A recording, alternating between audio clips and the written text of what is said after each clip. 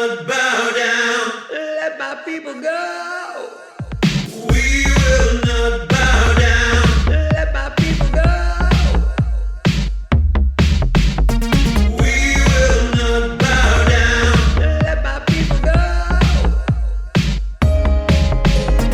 We will not bow down. Let my people go. We will not bow down.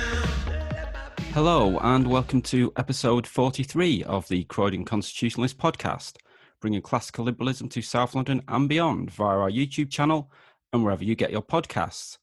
Now also available on Amazon Music, including via your Amazon Echo devices.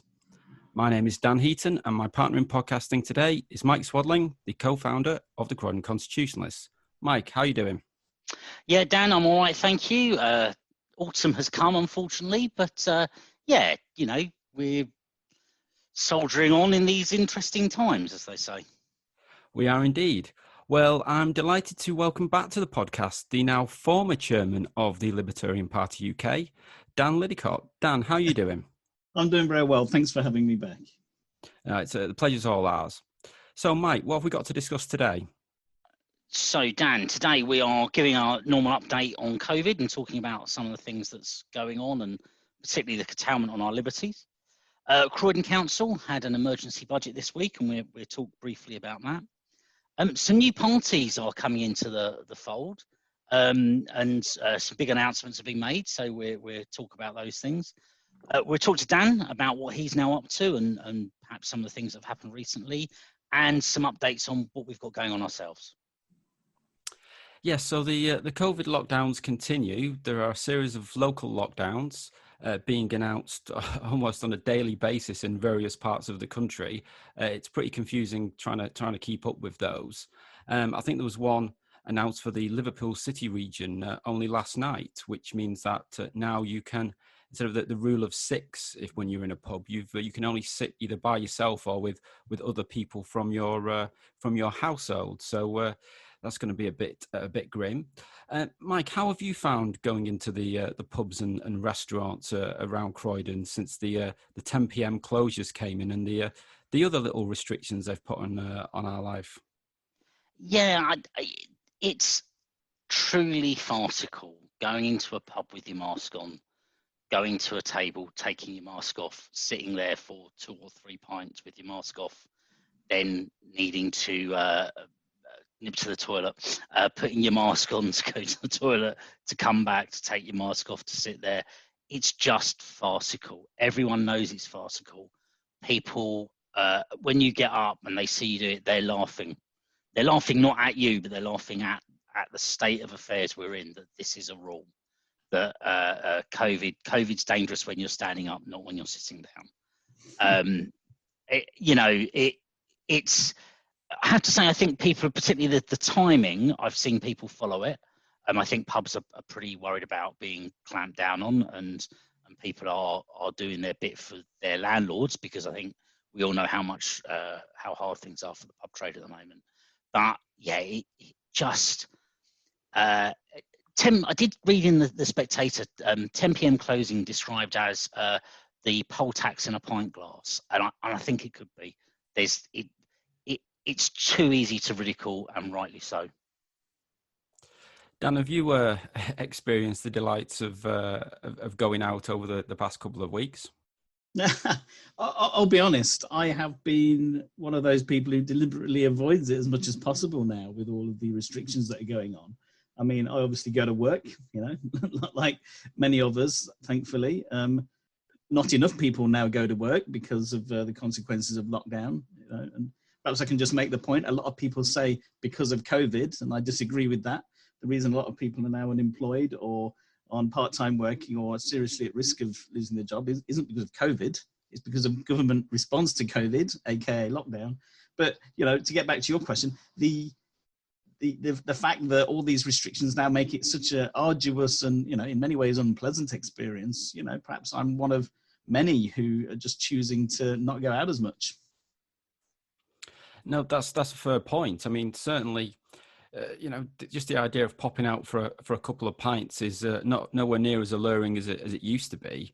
And certainly the idea of going from one pub to another is just, just traumatic almost, the way you have to actually sort of sign in two different pubs, use these apps, try and, go to a pub that it has its own app or it's got some shared app. You're like, oh, use this QR code to get the menu up, blah, blah, blah. It's just getting somewhat ridiculous. But there has been, or there was an attempt at some sort of rebellion in the Commons, as it were. Some Conservatives brought up an amendment, the Brady Amendment, which was the legislation which has imposed all this upon us, was due to be renewed. The amendment was going to say that before anything was brought in, any of these restrictions, that there had to be a vote in the House of Commons on it, but it was not, in fact, selected by the Speaker, despite the fact that the Speaker, Lindsay Hoyle, has actually been quite critical of the way the government's been bringing in the statutory instruments which impose these restrictions on us. Mike, good to see some sort of fight back in the Commons, but too little, I think, and clearly not been effective. There's been some very angry MPs, and it's a shame that that's not all of them, really. Yes, it is good that the message has got through. Interestingly, even a Lib Dem has discovered the meaning of the word liberal. Yeah, I mean, and that has come as a genuine shock to many of us. But it's good. You do sense that tide turning. I think all of us were probably sceptical of lockdown, if not outright against it, before it happened.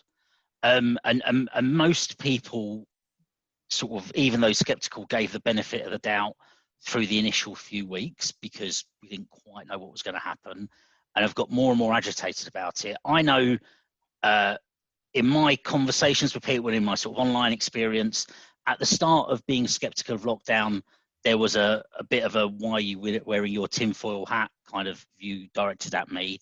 I would say now it's the people that are saying this still makes sense that appear to be wearing the tinfoil hats. The country's ahead of the Parliament on this, but I think it's starting to catch up.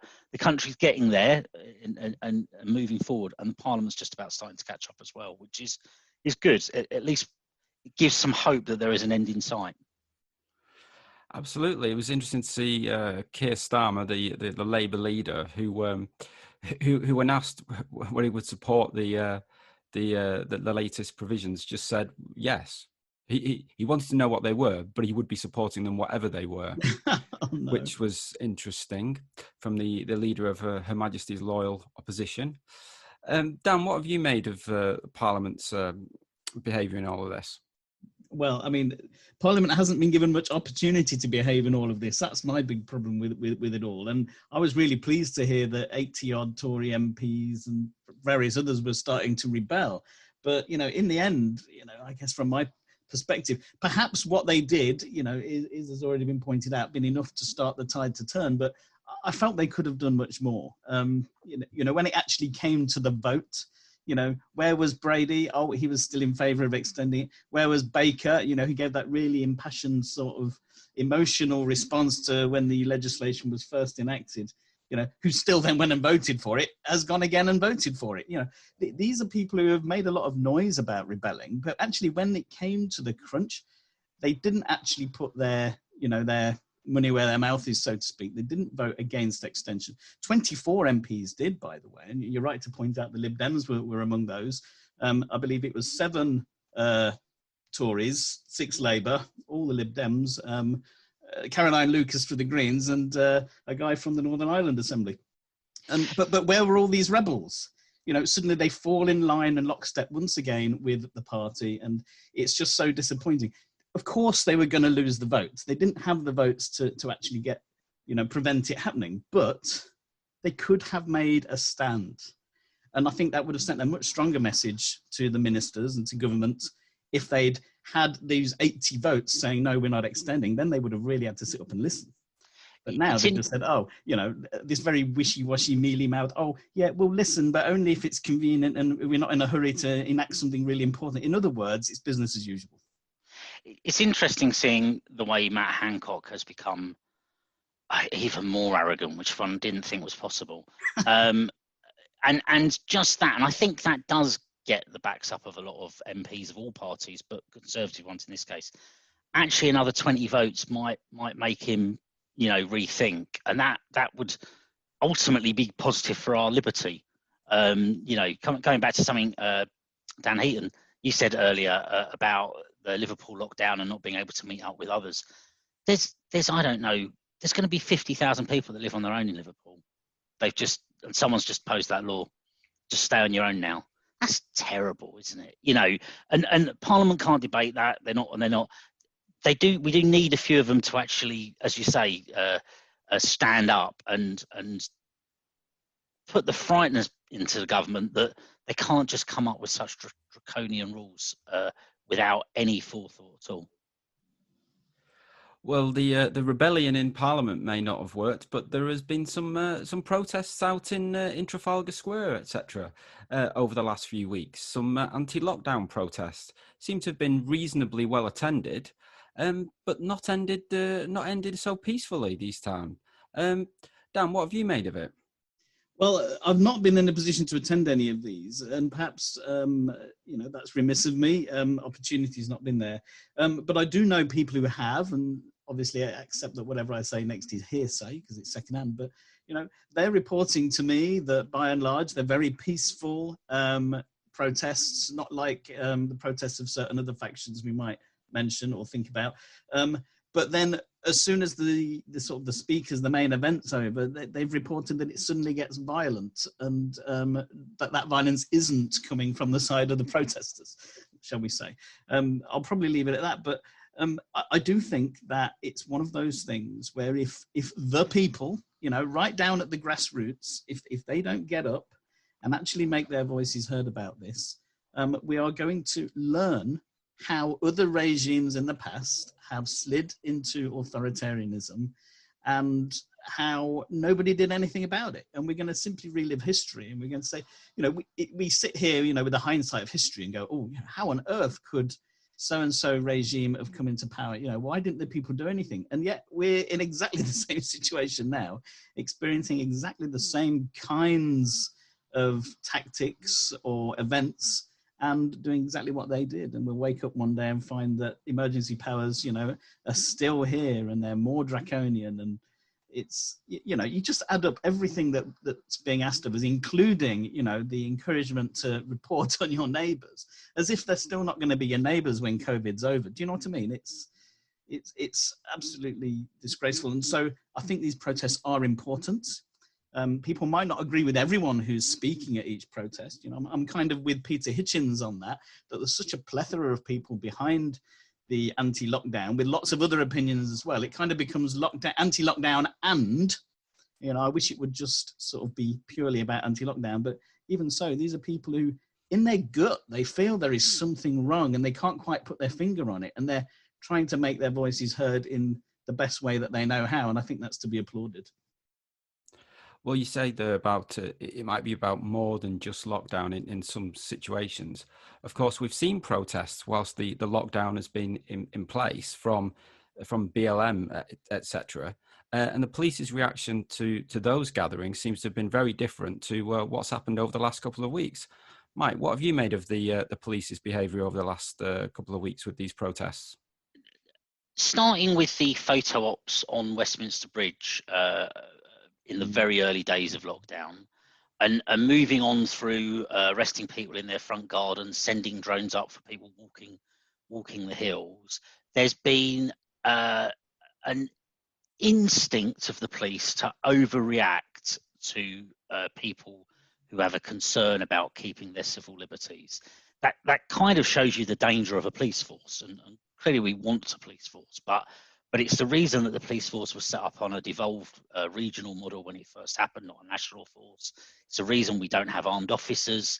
It's the whole concept of policing by consent, and we see their nudge towards danger, and we see their nudge of politicization. Is exactly what you said there. They, lockdown protests bad, BLM protests good, Extinction Rebellion protests good. They can't wait to wrap themselves in a Greenpeace flag when those things are going on, or take a knee. You know, in my mind, the police should stand back on all of them, let it go on, ensure there's some safety, because there's a safety element to that. And obviously, at the point that things turn violent, should they, at these protests, then step in. Nothing turned violent at that protest in Trafalgar Square, from what I've seen, other than the police. And that's a really big concern, that policing isn't neutral at the moment. And you know, if you're an average copper, unless you're seen as neutral, that's the fastest way you're going to lose respect. And that's not going to be a good place for our police force and our general public safety going forward. Well, we've been talking there about some shocking governance at a national scale. Few problems still here in Croydon with Croydon Council. They've had to push through an emergency budget this week. Their accounts for the past financial year are yet to be signed off.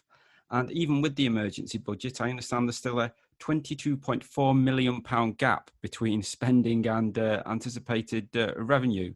Mike, I think you had the benefit of watching the live stream of this meeting they had on Monday. I did. You know, I watched most of it, so you don't have to. Most of it being the key bit. There was a point even I found it really too far. What was interesting, this was commented on Twitter, was the extent to which Tony Newman, the head of Croydon Council, was quite conciliatory in his approach. He wasn't quite his normal bombastic self.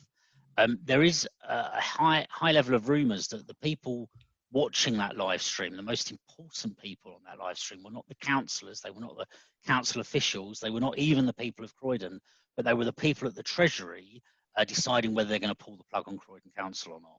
It may not be the Treasury, it might be the Environment Department, but the people in central government deciding whether Croydon Council was credible or not. And he acted appropriately for them, is the rumour, and certainly was mentioned on Twitter.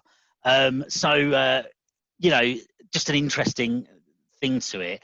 But that does mean local democracy in Croydon is kind of ebbing away, and it's because, and I have to say it, like pretty much every Labour council and government ever, they spend all the money and then go broke. It's interesting. This past week has been the 35th anniversary of Neil Kinnock's famous speech at Bournemouth, where he talks about a Labour council, the Liverpool Council, hiring taxis to give out redundancy notices. Now, Croydon hasn't gone that far yet, but they will be making people redundant. You've mentioned their savings. Now, Croydon Council, just some figures for people listening, is 177 million on staff and 522 million on contracts and suppliers.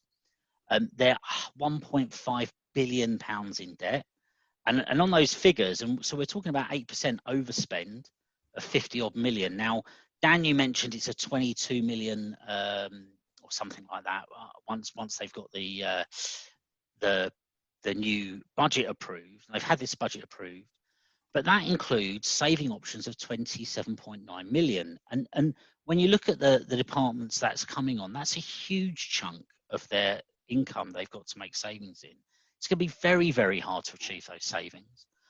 Their own chart of them suggests that a RAG status on half of them is either red or amber. So they don't think they're going to achieve, they're basically not confident of achieving those savings themselves. And they admitted they haven't achieved the savings they were meant to achieve anyhow for this year before this new imposition. So, you know, the council's finances are a farce. Just a little indication of that from recent events. Jonah Greeny's left, and we've seen a new chief executive come in. Jonah Greeny was on £217,000. She's had to go because the finances are done and we need to make savings. So we've paid her, allegedly, and it's been reported by certainly the local MP in Croydon South, a £440,000 golden farewell.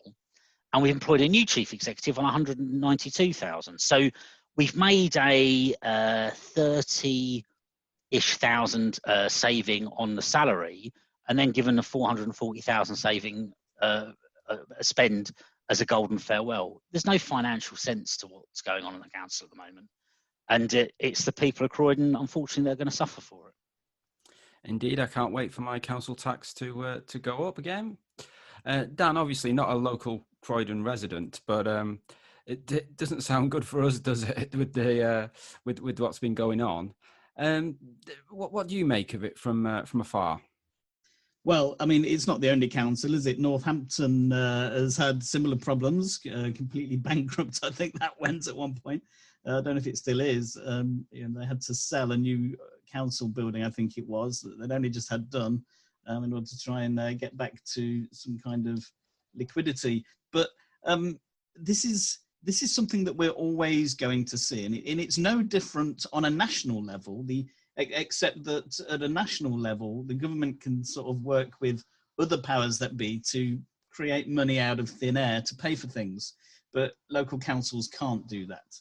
But what we see at the local level, of course, is just the propensity of our representatives, those who can tax us coercively, give us no choice in handing our money over, and then manage it so badly in a way that none of us could do as private individuals with our own money. We couldn't possibly try and run our households like that. Business owners couldn't possibly try and run their businesses like that and expect to stay in business. But somehow councils, they can just do this and just carry on as business as usual. It's wrong. I'm convinced more than ever that each individual, in their pay packet is better able to decide how that money should be spent than any council can. And of course, I don't know if you've ever seen that matrix where you describe how you get value for money, and on one axis you've got who it's spent on. Is it spent on you, or is it spent on someone else? And I forget what it is on the other axis, but between them you're working out whether it's value, isn't it? How much you spend. So on the other axis it's do you spend a lot or spend a little, and the idea is if you're spending it on you try and get the most value for your money and spend as little as possible. But if it's your money, but if you're spending someone else's money on someone else, then you don't care about quality or value, and nor do you care how much it costs. And I think that's the problem where most government, whether it's local or national, sits there. It's not their money. They're not spending it on themselves, and so they don't care how much it costs. They don't care how little value for money they get. And naturally, the end result is they overspend and they can't make the numbers add up. There's a thing here as well, and that's exactly it. This is a Labour council who profess as their party to particularly care about the poor. They've particularly got ambitious plans for Croydon, and they have. They've published a lot of stuff, but at no point has anyone thought they might want to check their spending and make sure that they had control of it to deliver those plans. No parent would spend all their savings if they had savings, their nest eggs for their children on the Christmas presents this year. Because as much as you want to give your kids something fabulous at Christmas, you want to save for their university, save for their house deposit, their wedding, a holiday, whatever it might be. But the council has done that, and how all of these adults in the room, these elected representatives, couldn't see that coming is slightly beyond me. Partly, and this is where the debt comes as well. Part of that is they believe that they could just build houses or invest in commercial property and make money, and borrow money to do that, get the building done, cream off the investment, and use that to fund revenue spending. If it was that easy, we would all do it. This arrogance that springs through councils, and it's red and blue. This is not just a Labour thing or in Croydon. But this arrogance that springs through them that, well, we can just, borrow money and other people can do this, so it must be easy and we can make money out of it. And of course, what have Croydon Council done? They've invested in a hotel that's gone bankrupt, and they've invested in a retail park that, frankly, who goes to retail parks anymore? There's a pandemic, we shop online. And if it was, I hate to say who saw this coming. Well, we did. We have published articles about it.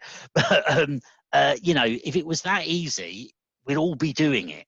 But it isn't that easy. And I don't know what makes a council that quite often can't collect the bins think that somehow it can play a multi-billion-pound game of Monopoly. And what I don't get there, if you don't mind me just piping up, is why do they think it's their job to run businesses and compete with the private sector? That's not what they're for. That's not it at all. I mean, they do plenty of things that I think they shouldn't do, in terms of government overreach, but that is certainly got to be one that the whole planet would say, why is the council trying to run a business? Spot on. I couldn't agree more. You're absolutely right. As you know, we want our potholes filled. We want our bins collected. We want good schools and social services. Social services have been inadequate in Croydon for most of the time of this Labour council.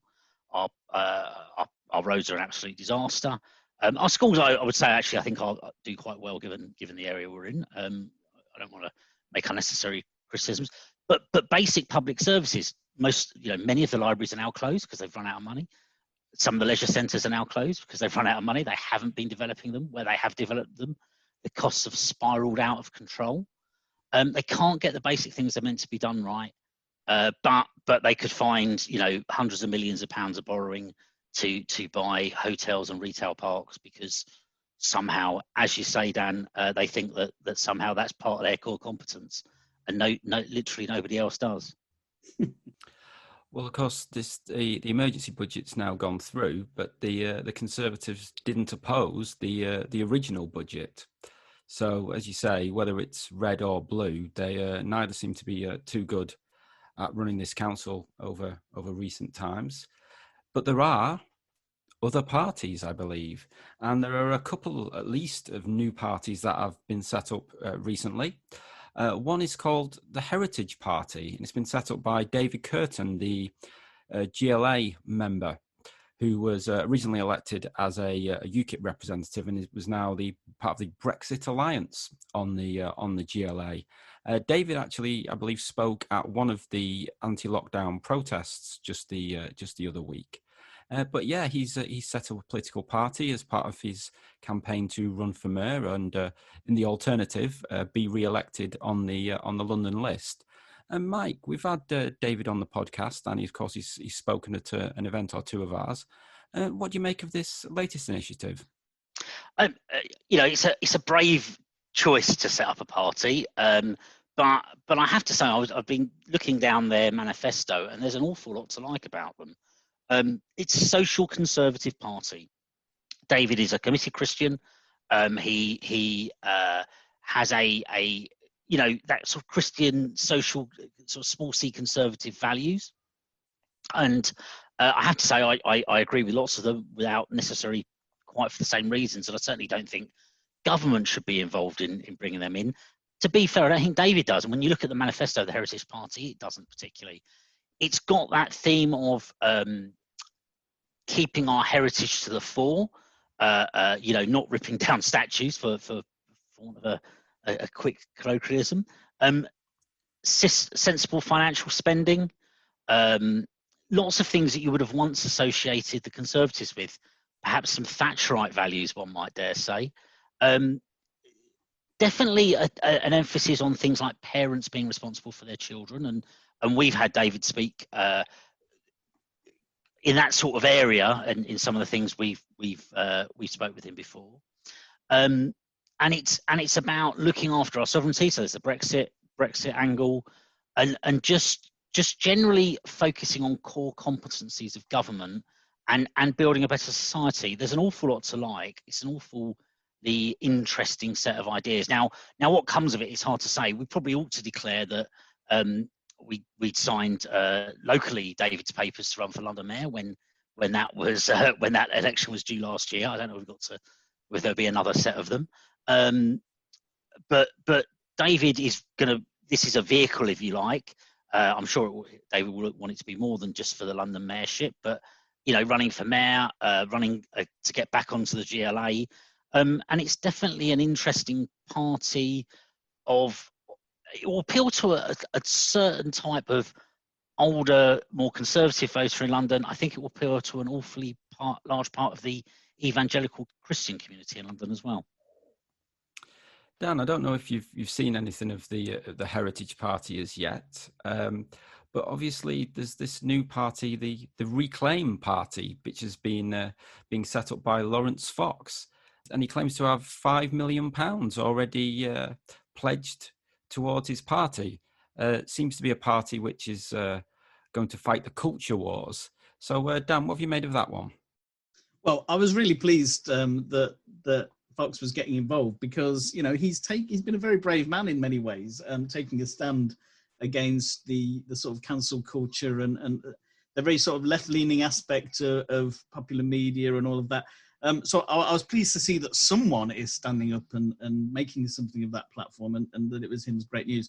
I've not learned much about what their manifesto contains or will contain, but certainly to have someone else who is actually willing to stand against those things is got to be good for politics in the UK.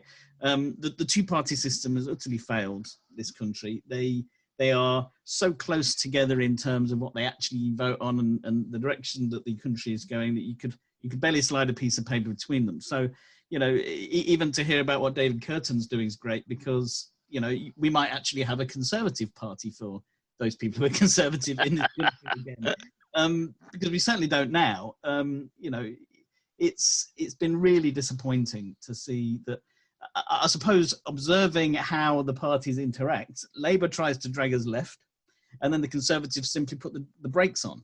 They don't try and put us back towards the middle again, which is what I think their job really is. And so, maybe Fox and Curtin between them can start to change the dialogue, a bit like UKIP did over the issue of Brexit, and maybe they can apply enough pressure to make the Tories wake up and think, we're not doing our job anymore. In fact, we're Labour light, and Labour are, communist light.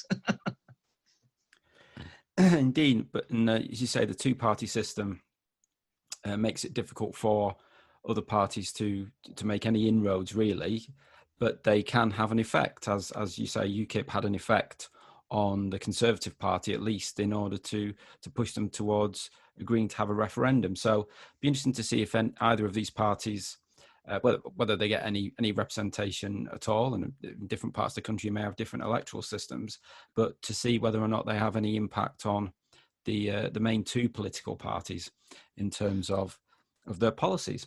Just quickly on that, Lawrence Fox has definitely indicated that they're focused on areas of PR and they're aware of their opportunities as a result of assembly, various assemblies and Scottish Parliament, what have you, having PR systems. So I think that's what's most interesting with these things is how smart, to me, certainly, is how smart are they at realising the whole game isn't Westminster. There's an awful lot of politics that happens in this country outside Westminster. It's incredibly hard to get an MP elected. UKIP had at most 2. I think the Greens have only ever had 1. If you think those were big parties at their peak, but there's lots of assembly members and parliamentarians and councillors all around the place. And if he's got that kind of focus, that could be quite interesting. Just note on it, I think for our listeners, Peter Sonics, who was on our last podcast, is definitely involved in some way and supporting Lawrence Fox's party. I see this from Twitter. So people that know Peter might and are interested, it might be worth them having a conversation there. Well, we've just chatted there about a couple of new parties that have announced themselves over the past couple of weeks.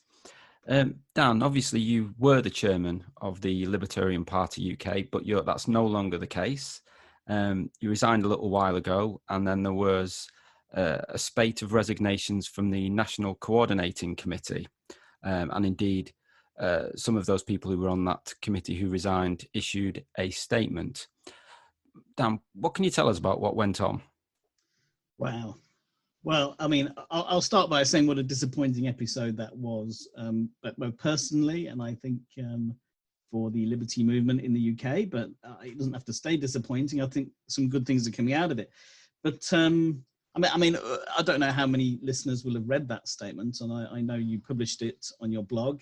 But just to very briefly summarize, it's the flaws of the party system in a way that often the core aims and drives of party activists and members can get bogged down in internal party politics. And that sort of is a real area of friction, causes a drag on the progress of people who are really trying to make a difference. I know Sean Finch, who was sort of the target for all this. Won't mind me mentioning his name, but ultimately it came down to a certain faction or group of individuals in the party NCC, in my opinion, and in the opinion of other members who resigned. They sought to target Sean Finch, who I have to say is was one of the Libertarian Party's most prolific campaigners. Certainly stood for election more times than any other member that I know of. But basically this core group in the NCC was trying to get rid of him out of the NCC. He'd not long been elected to the NCC to represent London and the South East for the party. And some allegations were being made against him. And as chairman, I requested, I basically said, well, that's great, but they'll need investigating and evidence will need to be provided before we can take any action in relation to these allegations. And so an investigating officer went off and gathered what was purported to be evidence to support these. But when I actually looked at what was provided as evidence, it really wasn't evidence for what was being alleged. And one of the things that made the problem more complicated from a chairman's point of view is that some of the people making the allegations or providing evidence were actually fellow members of the NCC, which meant that what might have been considered the normal process for the NCC to make the decision on what to do, couldn't really be done in fairness. On a personal level, I don't believe that's the accusers can also be judge, jury, and executioner. I think that's sort of pretty basic stuff. And it certainly was important to uphold that principle, I felt, within the Libertarian Party. Not everyone agreed, it seems. There were some who wanted to just go ahead and be the accuser and be the judge and the jury and the executioner. And I disagreed with that, just to kind of summarize a lot of detailed things that happened, very succinctly. And unfortunately, they disagreed with my assessment that they hadn't provided sufficient evidence. They disagreed with my approach that they couldn't also be the judge, jury, and hangman, as well as the accuser and the witness. And so rather than provide evidence or accept what I was trying to say, a few of them got together and sought to propose a new chairman. And I thought, well, that's fair enough. We are a democratic, the party's democratic in that sense. Anyone, in fact, any member at all could challenge any member of the leadership. And if they get the required number of supporters and they win the vote, they then take that position. I don't have a problem with that. But what I saw in that action was that they were so determined not to accept what I felt were essential, fair, reasonable sort of checks and balances in a disciplinary process, that rather than actually provide better evidence, stuff that in my view would have actually been evidence for these allegations, rather than actually accept the fact that witnesses and accusers can't be judge, jury, and executioner, they just sought to replace me, perhaps with someone who would just take their side on everything and rubber stamp the outcome they were looking for. And I wasn't aware of who else knew what at that point, because, disciplinary processes, if they're done right, they're confidential. The whole organization doesn't know there's one going on. It happens confidentially because we don't know what the outcome is yet. And so it'd be unfair to sort of make these allegations public if it turns out that they're without foundation, which I believe they were without foundation. And so because of the confidential nature of it, I wasn't aware of how other people on the NCC would see it. So when I saw that there was a move to replace me, I kind of made the assessment then that perhaps there were more people against me than there were. And certainly some of the emails I'd had from another member of the NCC suggested that there were a lot of people on the NCC unhappy with my dealing with it. So I resigned. I felt that I couldn't be in good conscience the chairman of the committee whose confidence I'd lost. So I resigned, but then later, what appeared to happen after that, I was no longer the chairman. I'd also resigned the party because I felt that I couldn't, in good conscience, use my good name and reputation to invite and encourage others to join an organization which to my eyes, could treat, loyal and committed and hardworking activists in the way that I felt that they were. So, I resigned completely because I didn't want to have anything to do with that approach. And then what followed, of course, was, a chain of events that led to another 7 resigning from the NCC who apparently did support my point of view.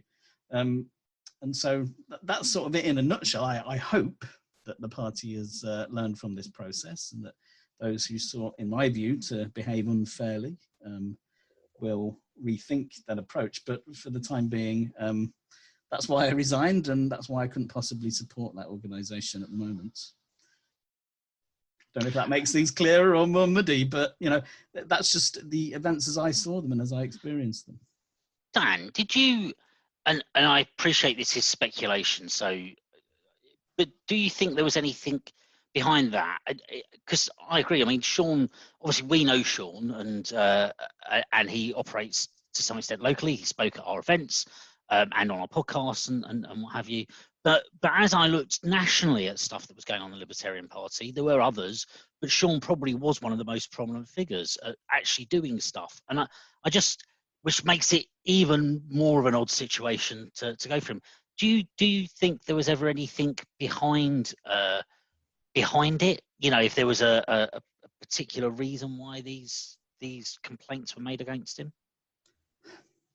Honestly, I have thought long and hard and tried to seek to understand what could possibly have been the motivations for such an approach.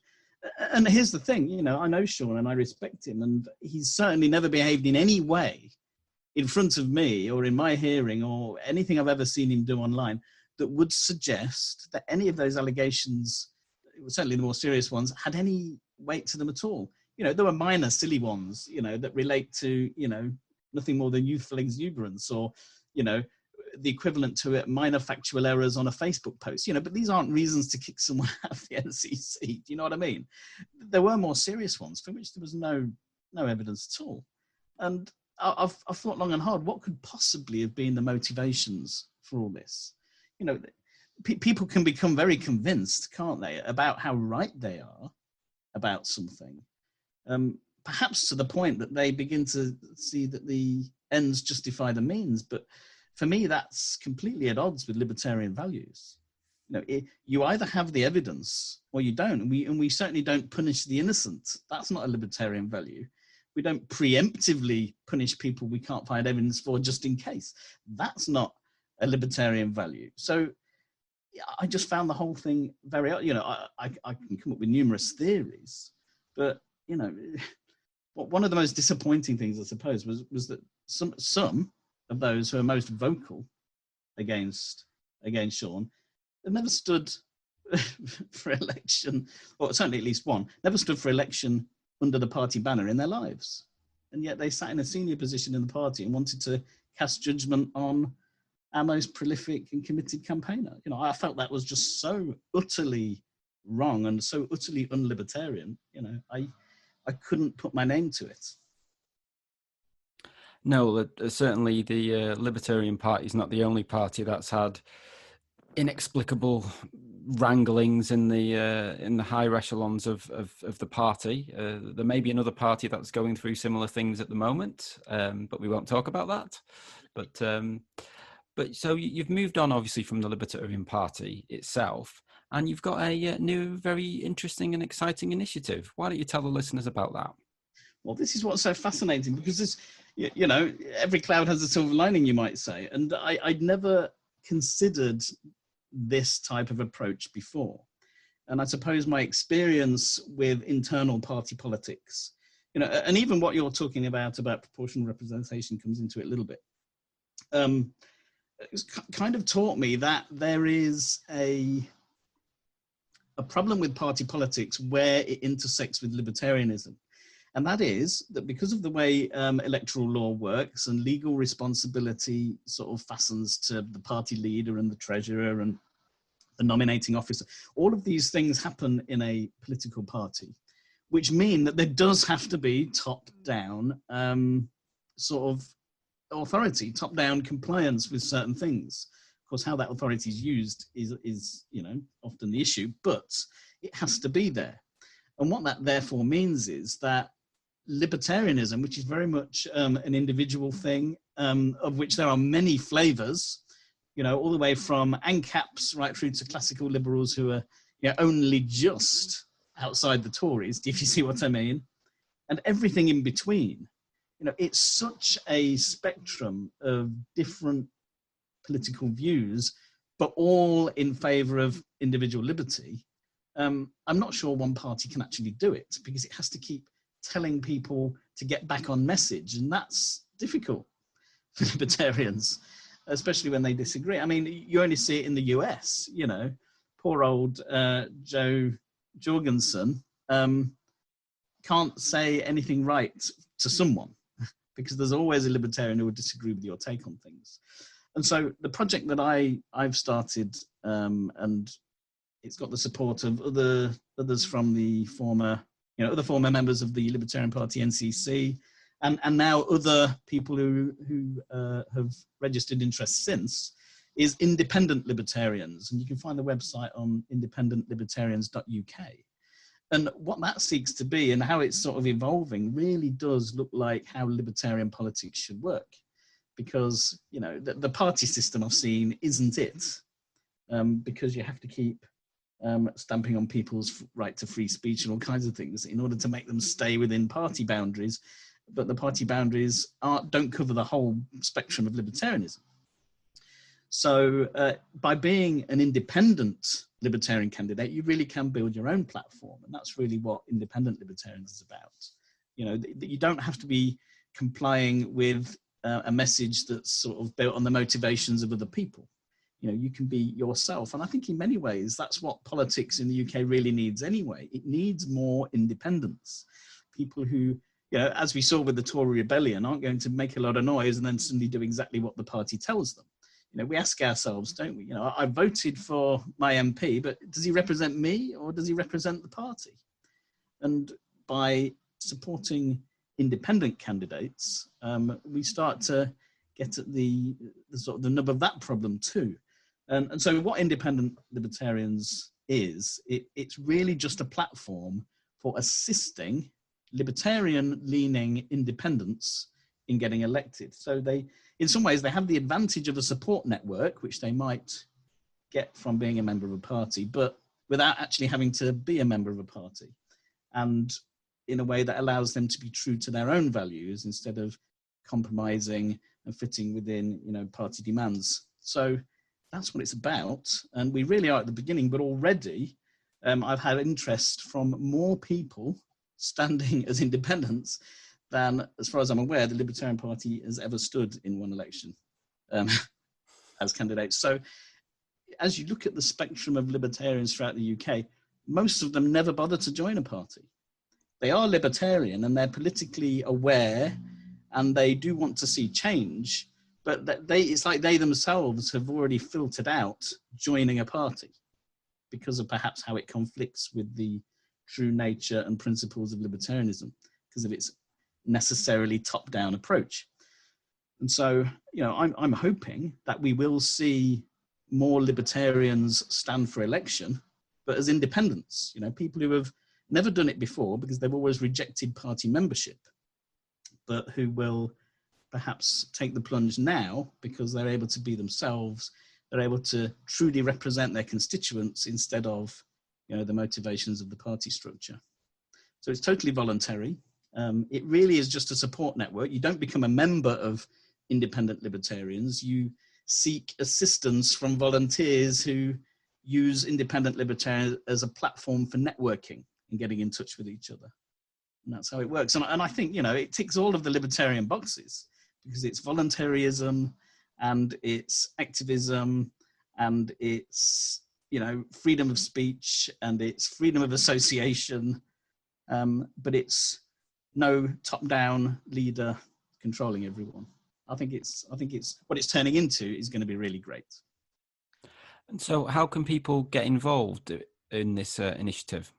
At the minute, we are getting registrations, basically, of people who are interested in standing as independent candidates. So simply visit the website, independentlibertarians.uk, click one of the many links on the homepage that says, stand for freedom, and just pop your details in. A message will come through to me, and I'll basically introduce myself, and we'll start the conversation about what involvement they want to have, either as someone supporting other independent candidates or becoming an independent candidate, because it can be quite daunting. I mean, anyone who's stood for election, you're faced with quite a lot of bureaucracy, and you're faced with, how do you even run a campaign? How do you even start? And we've got a lot of people who've done this before, who are willing to network with these people and provide one-on-one support, answer their questions, basically hold their hand a little bit as they get going as needed. So yeah, just go to the website, independentlibertarians.uk, register on one form, and we can start that networking process at whatever pace the individual is ready for. That sounds interesting, and we'll certainly keep an eye on how that develops. Very much so. Well, Mike, we've got a few interesting pieces we've put up on our website over the last couple of weeks. Can you please tell the listeners all about those? Yeah, absolutely. So we've had another article from Josh Ashcroft, who's a libertarian, and written about his books on economics that he thinks people should read, and an introduction to economics. Some really interesting ones there. I just pull out one I particularly like the title of, number 5 on the list, The Income Tax, the Root of All Evil. And he mentions on it that most, if not all, liberty-minded individuals at some point in their lives will say taxation is theft. So there's a whole list of books there, well worth a read, and having a look at some of his suggestions there. On suggestions, we've had another article from Jeremy Wraith, and talking about some ideas for reinvigorating the UK economy and with all that's been going on. He makes the point about the withdrawal agreement. Question must be asked as to why do we need a withdrawal agreement at all? We're leaving the EU, and it's surely a simple fact of life. It also comes up with some ideas of things we can do, and there's one I particularly like the look of was every UK ambassador and high commission must have a trade commissioner whose sole role is to promote UK exports. And just, here's an idea, have a government that's interested in promoting our country. And lastly, on run-up of recent things, I was interviewed again by Sputnik Radio, talking about the lockdown and what they've been. And among sort of a few things on there, I made the point that the curve hasn't changed when we introduced masks, or indeed when we opened the pubs. It just carried on when the government unfortunately feels poised to think that they can make one more change and do something. I don't know why they think that. I see no evidence of that. They feel to me like the communist dictators of the old Eastern Bloc, and I think that's kind of where we unfortunately seem to be with some of the government right now. But my interview's on there. There's an article, you can listen to it, click through. I do want to say one more thing, of course, a bit of breaking news that we've just recently agreed some details on. Earlier in the year, pre-lockdown, we were going to have a live event on the future of the BBC. We had to cancel that, and we've put off rearranging it, hoping we could have another live event. But we're going to have to do it now by Zoom, and we're going to do that on Friday, the 6th of November, talking about the future of the BBC. We've got Harry Fon from the Taxpayers Alliance. We've got Jeet Baines, Councillor Jeet Baines, who we've had on the podcast before, and a local Conservative councillor in Croydon. And we've got one new guest, who's Sophia, and I'm not going to pronounce her surname, who used to be the Libertarian Party leader in Brighton, but is now I believe moved on from that role. But talking about the future of the BBC, it'll be quite an interactive session, opportunity for people to ask questions. We'll publish more details as we get nearer to it, and it'd be great to see as many of you there as possible online with us. Yes, really looking forward to that. Well, if you'd like to write for the website or have any stories you'd like us to cover, please do contact us. You can do so via the Twitter @CroydonConst, via our Facebook page, via our website, croydonconstitutionalists.uk, or via email, croydonconstitutionalists@gmail.com. Well, do please subscribe to the podcast, the pubcast, and the YouTube channel. Do please like, share, and leave a review. It's always good to get feedback, and it helps others to find the podcast. So I thank Dan for joining us today. It's been a pleasure as always. Thanks for having me. And I'd like to thank you all for listening and for making us the #1 podcast on Amazon Music, with Croydon in the title. Until next time, it's goodbye from me. And it's goodbye from me. Stay safe, everybody.